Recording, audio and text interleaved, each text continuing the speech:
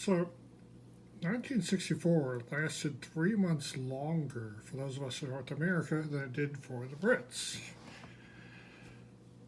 And that's because of Capitol Records. Now, Capitol Records turned their noses up at Please Please Me, the first Beatles album. They didn't want to sell it for some reason. And so they gave it to VJ Records, who sold most of the songs of it as introducing the Beatles. The only two that weren't were Please Please Me, the title song of the album, and the B-side of the single that had the same one. So most of it, though, was on here.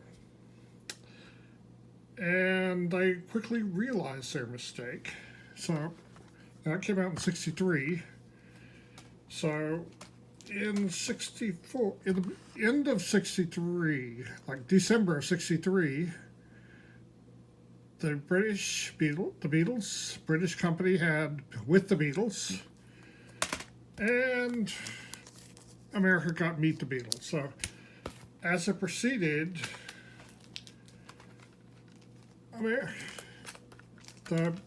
America got more albums. I got the singles included in the albums. And Hard Day's Night had only a few of the songs. You had the songs for the movie and a bunch of soundtrack stuff that wasn't even by the Beatles.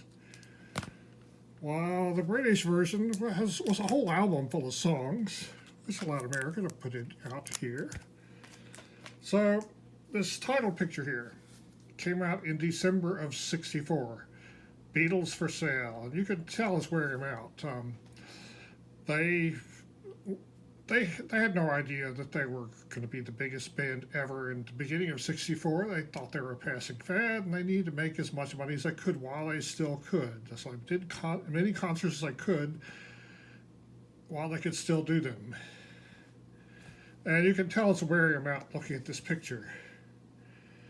But America didn't get all the songs on Beatles for Sale.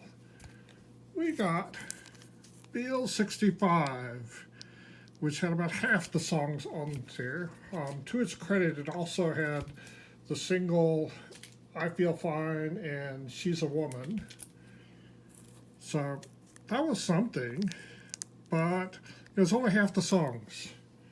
In the spring, the early Beatles came out, which was a reprint of Please Please Me, except it didn't have two songs, Misery and There's a Place. Misery, I thought, was one of the best songs on Please Please Me, and America didn't get it. So, this early Beatles phase, the 1964, was just dragging on and on for Americans, and they didn't get the other half of this until June of 65.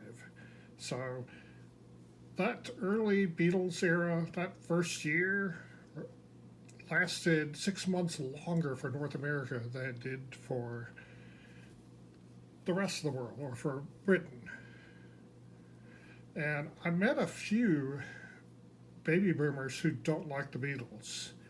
And I think they just didn't like that early stuff, which was a lot different than their later stuff. And that early era stretched out for what must have seemed like forever for them.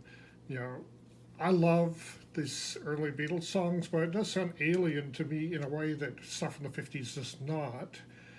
And I could see how if you were hearing this on the radio constantly for a year and a half, it would have gotten annoying.